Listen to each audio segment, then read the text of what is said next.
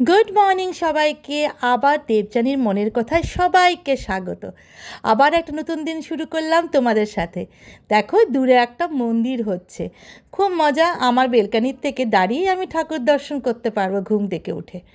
আমাদের সোসাইটিটা না খুব ছোট আর মিষ্টি, গাছে ভর্তি, ছাতিম গাছ আর নারকেল গাছ।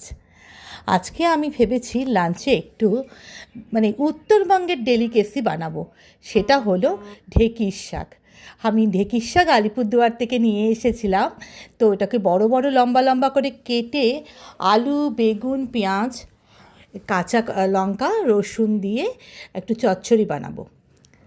আমি যখন ছেলে হতে আলিপুরদুয়ার গিয়েছিলাম তখন আমার এক রান্নার মাসি ছিল, সে আমাকে এটা করে খাইয়েছিল। আমার ওই স্বাদটা এত ভালো লেগেছে, আমি দাঁড়িয়ে দাঁড়িয়ে শিখে নিয়েছিলাম।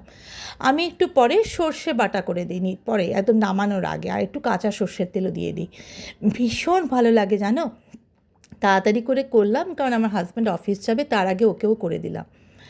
মেয়ের ক্যারাটের ব্যাগ এখনও গোছানো হয়নি। ক্যারাটের ব্যাগের মধ্যে দেখি চকো পাই বা কি চকলেট খেয়েছিল, সেগুলো লেগে আছে, ওগুলো পরিষ্কার করতে হবে। আজকে সকাল সকাল হাজব্যান্ডকে একটু এগ স্যালাড বানিয়ে দিলাম।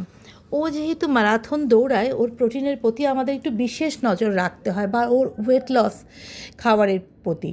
তা আজকে ভাবলাম যে ওকে একটু এগ স্যালাড করে দিই, তো ও বলো সেটাই দাও। না হলে আমি এগ অমলেট করে দিতাম ওই ভেজিটেবল দিয়ে, মাশরুম দিয়ে। তো এটাও খুব ফেভারিট, ও ভালো খায়, একটা কলা দিয়ে খেয়ে গেল। আর যেহেতু অফিসে ও ব্ল্যাক কফি খায় দুবার, তো কফি ওর শেষ হয়ে গেছে, তো আমাকে বলছে বড় কৌটোর থেকে ছোট কৌটোতে ভরে দাও। দেখো আজকে আমার ছেলে নিজের ব্রেকফাস্ট নিজে বানাচ্ছে, আজকে আমি ওকে বানিয়ে দিইনি। খুব সাধারণ ব্রেড টোস্ট আর অমলেট করেছে। হাজব্যান্ডকে একটা ছাঁচও দিয়ে দিলাম, ও ছাঁচ বা লাস্সি খেতে খুব ভালোবাসে। অফিস চলে গেল। আমার বাড়ির কাজ মোটামুটি শেষ, এখন প্রায় দুপুর 2:45 আমি মেয়েকে আনতে যাচ্ছি। এই যে গাছটা দেখালাম, গাছটার পাতাগুলো না প্লাস্টিকের মতন চকচক করে।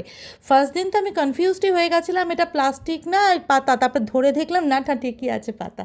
দেখো আমাদের এই করিডোরটা কী সুন্দর, কি মিষ্টি ছায়া, গাছের ছায়া ভরে থাকে যতই রোদ উঠুক। নারকেল গাছগুলো একদম একদম হেলে গেছে। আর দুর্গাপূজার সময় যখন লাইট লাগানো হয় না, কী যে অদ্ভুত সুন্দর তৈরি, ভালো লাগে। আমাদের মালি ভাই এগুলো অনেক রকম হচপচ গাছ দিয়ে জায়গাটাকে একটা গ্রিন করিডোর টাইপের বানিয়ে রেখেছে, ভালো লাগে দেখতে। মেয়ের জন্য অপেক্ষা করছি গেটের বাইরে দাঁড়িয়ে, এক্ষুনি ঢুকে যাবে ওদের গাড়ি।